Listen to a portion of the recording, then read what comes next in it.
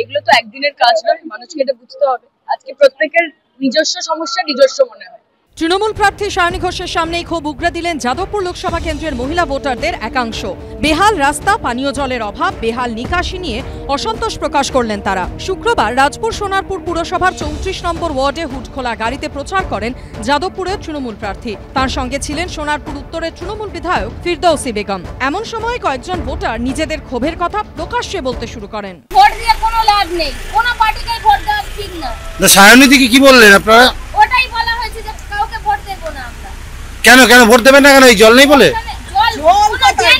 জল পাশার কোনো জায়গা নেই। জলের কথা বলি না, জল কেউই দেবে না, ড্রেন দেয় না।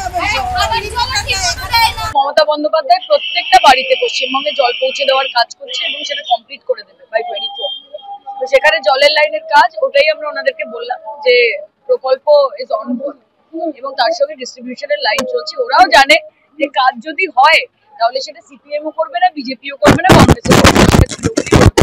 এই তৃণমূলের কাছেই চাওয়া পাওয়ার কথা।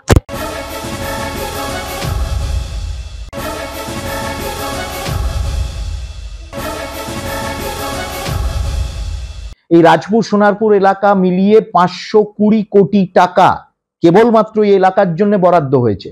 520 কোটি টাকা নরেন্দ্র মোদী বরাদ্দ করেছেন, কিন্তু তাও কাজ হচ্ছে না, কাজ আটকে রয়েছে।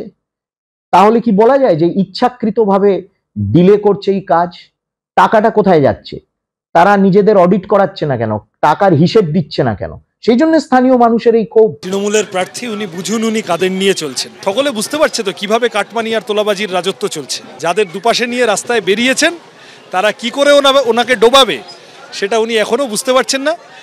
যা হওয়ার কথা তাই হয়েছে। মানুষের এই রিয়াকশনটাই তৃণমূল সম্পর্কে আছে। আমিও আজকে রাজপুর সোনারপুরে ছিলাম, আমাকেও বিভিন্ন জায়গায় মানুষ রাস্তায় দাঁড় করিয়ে বলেছেন যে তৃণমূল এতদিন ধরে আছে, দিনের পর দিন নিকাশি হয় না, পানীয় জলের বন্দোবস্ত হয় না, খাল সংস্কার হয় না। গণতন্ত্রে ভোটের অধিকার বড় অধিকার।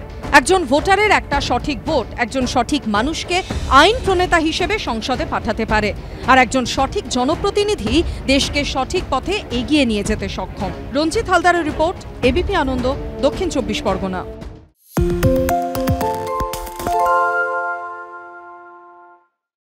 সত্য অন্তহীন, সত্যের খোঁজও তাই, সত্য সন্ধানে তাই আমরা অক্লান্ত, অকুতভয়। এবিপি আনন্দ নতুন ভাবনার প্রতীক, যা মনে মুক্ত, তথ্যে যুক্ত এবং যাবতীয় সীমানার বাঁধন থেকে মুক্ত।